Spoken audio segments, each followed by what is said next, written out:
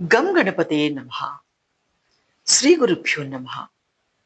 శ్రీ గోదా రంగనాథాయ నమః. తిరుప్పావైలోని 29వ పాసురంలో గోదాదేవి శ్రీకృష్ణ స్వామిని ఇలా ప్రార్థిస్తోంది.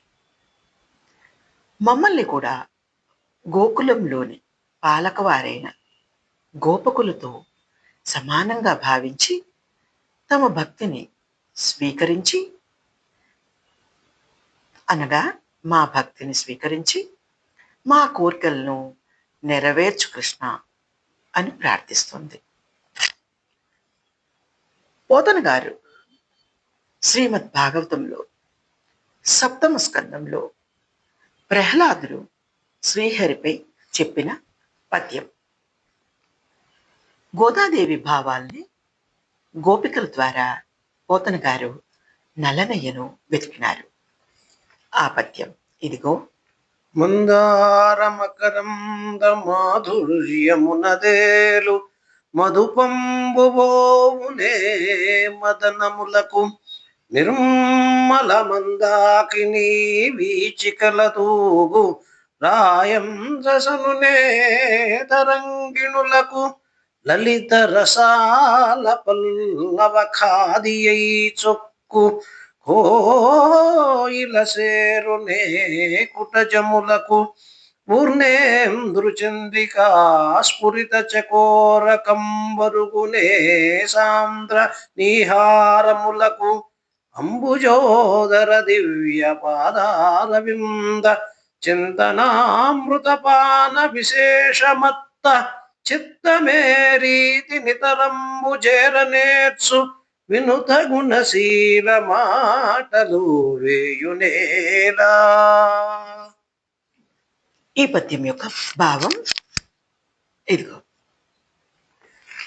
మందార పుష్ప తేనెల మాధుర్యములో తేలియాడే తేనెటీగా ఉమ్మెత్త చెట్ల వైపు వెళ్ళునా నిర్మలమైన గంగానది అలలలో తేలియాడు రాజహంస వడిగా ప్రవహించు నదులలో ప్రవేశించునా లేలేత మామిడి చిగుళ్లను తృప్తిగా ఆరగించు కోయిల కొండమల్ల తుప్పల వైపు వెళ్ళునా నిండు పున్నమి పండు వెన్నెలలో ఉత్తేజము పొంది విహరించు చకోర పక్షి దట్టమైన పొగమంచులో ప్రవేశించునా లేదు, అట్లు చేయలేవు.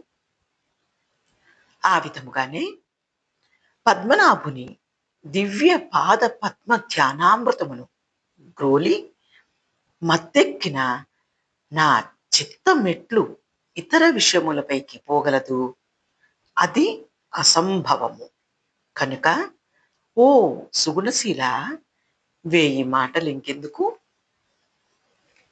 ఇక తిరుప్పావై 29వ పాసురం యొక్క భావం తెలుగు భాష తీయతనంతో.